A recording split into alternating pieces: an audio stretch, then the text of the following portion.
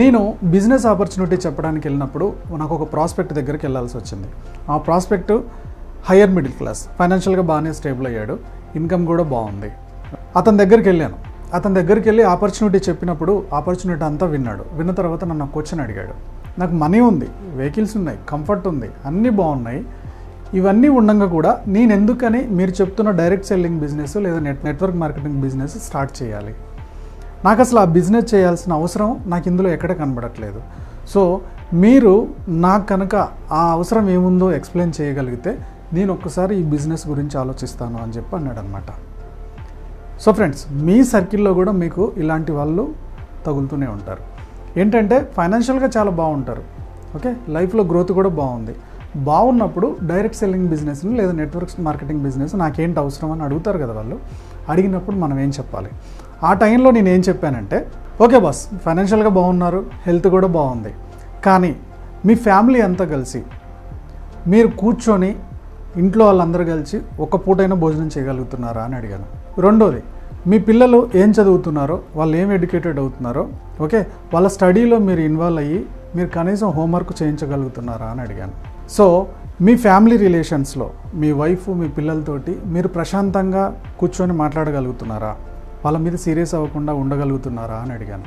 వీటికి సంబంధించి అంటే మీరు పిల్లలతో ఎంత టైం కేటాయించాలి, ఫ్యామిలీతో ఎంత టైం కేటాయించాలి, మీ ఫ్యామిలీతో మీరు ఎలా బిహేవ్ చేయాలి, ఇవన్నీ కూడా పర్సనాలిటీ డెవలప్మెంట్కి సంబంధించిన చాలా బుక్స్ ఉంటాయి.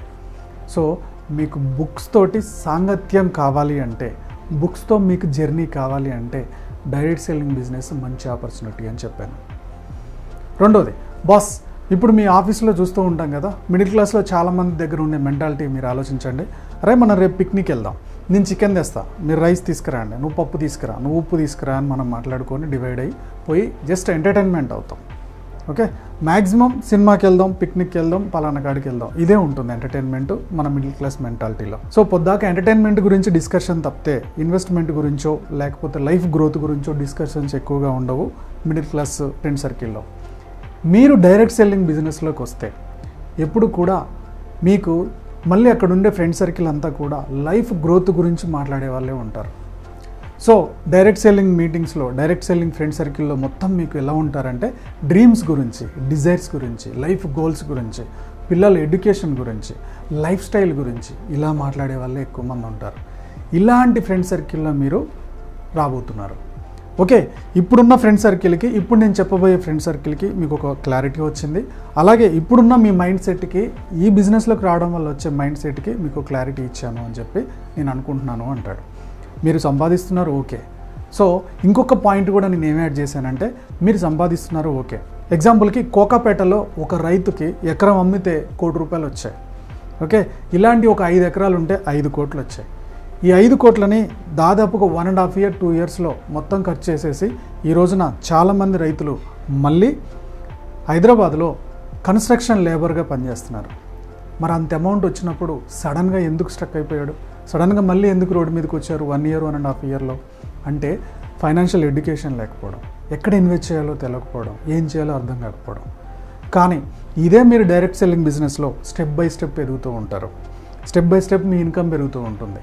సో మీ ఇన్కమ్ పెరుగుతూ 1 lakhsలలో, సంవత్సరానికి లక్షలలో వచ్చినాక కూడా ఆ అమౌంట్ని ఎలా ఖర్చు పెట్టాలి, ఎలా ఇన్వెస్ట్ చేయాలి, ఏం చేస్తే బాగుంటుందని ఈ 4-5 years ఎడ్యుకేషన్లో మీ మైండ్కి చాలా అర్థమవుతుంది.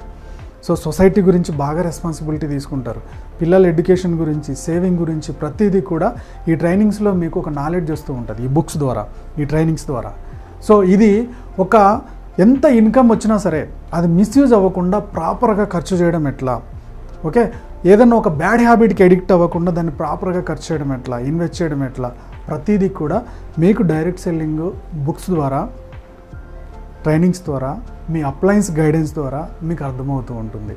సో అందుకని ఈ ఆపర్చునిటీ ఎంచుకుంటే మీకు బెటర్ అని చెప్పాను. నేను చాలామంది సాఫ్ట్వేర్ ఇంజనీర్స్ని చూశాను, లక్షలు సంపాదిస్తున్నారు ఫర్ మంత్, కానీ సేవింగ్స్కి వచ్చేవరకు, ఇన్కమ్కి వచ్చేవరకు, నెట్వర్త్కి వచ్చేవరకు జీరో ఉంటుంది, మైనస్లోనే ఉంటున్నారు. ఇంకా ఆ లోన్ అని, ఈ లోన్ అని ప్రాపర్ ప్లానింగ్ లేకపోవడం వల్ల. ఇక్కడ మాత్రం నీకు అప్లైన్ గైడ్ చేస్తాడు, నీ బుక్స్ ఒక నాలెడ్జ్ ఇస్తాయి, నీ ట్రైనింగ్స్ ఒక నాలెడ్జ్ ఇస్తాయి, దీన్ని ప్రాపర్గా ఎలా ఖర్చు పెట్టుకోవాలని. సో అందుకని నీకు డైరెక్ట్ సెల్లింగ్ బిజినెస్ అనేది, నెట్వర్క్ మార్కెటింగ్ బిజినెస్ అనేది చాలా గుడ్ ఆపర్చునిటీ అని చెప్పాను. బస్ డైరెక్ట్ సెల్లింగ్ బిజినెస్లో పాజిటివ్ ఉంది, నెగిటివ్ ఉంది. ఓకే, సో లక్షలు కట్టుకొని జాయిన్ అయ్యి మీరు లక్షలు కట్టి జాయిన్ ఇచ్చే కంపెనీలతోటి వెళ్ళారంటే చాలా ఇబ్బందులు పడిపోతారు. నన్ను అడిగితే డైరెక్ట్ సెల్లింగ్ బిజినెస్లో ఇన్వెస్ట్మెంట్ అనేది జీరో ఉండాలి. ఓకే, జస్ట్ మీ షాపింగ్ హ్యాబిట్, మీరు ఇంట్లో వాడుతున్న సోపు, టూత్పేస్ట్, న్యూట్రిషన్ ప్రొడక్ట్స్ ఏమైతే ఉన్నాయో వాటిని హ్యాబిట్ మార్చుకోవడం వల్ల మీ బిజినెస్ స్టార్ట్ అవ్వాలి. ఈ ప్రొడక్ట్స్ని మీరు ఒక నలుగురికి రిఫర్ చేయడం ద్వారా మీ ఇన్కమ్ పెరగాలి. ఓకే, సో వేలకు లక్షలు కట్టి బిజినెస్లో భాగంగా అవద్దు. కొత్తగా స్టార్ట్ చేసే వాళ్ళు ఎలాంటి కంపెనీతో వెళ్ళాలి, మీకు ప్రాపర్ ట్రైనింగ్ ఎవరు ఇస్తారు, ఇవన్నీ డీటెయిల్స్ మీకు తెలుసుకోవాలనుకుంటే మా డిస్క్రిప్షన్లో కింద మా వాట్సాప్ లింక్ ఇస్తున్నాను. ఈ గ్రూప్లో లాగిన్ అవ్వండి. మా టీం మీతో అప్రోచ్ అవుతుంది, మీకు ఒక ప్రాపర్ ఇన్ఫర్మేషన్ ప్రొవైడ్ చేయడానికి ట్రై చేస్తాం. ఓకే ఫ్రెండ్స్, ఈ టాపిక్ మీకు నచ్చింది అనుకుంటున్నాను. నచ్చినట్టయితే లైక్ చేయండి, కామెంట్ చేయండి, షేర్ చేయండి. Go self made.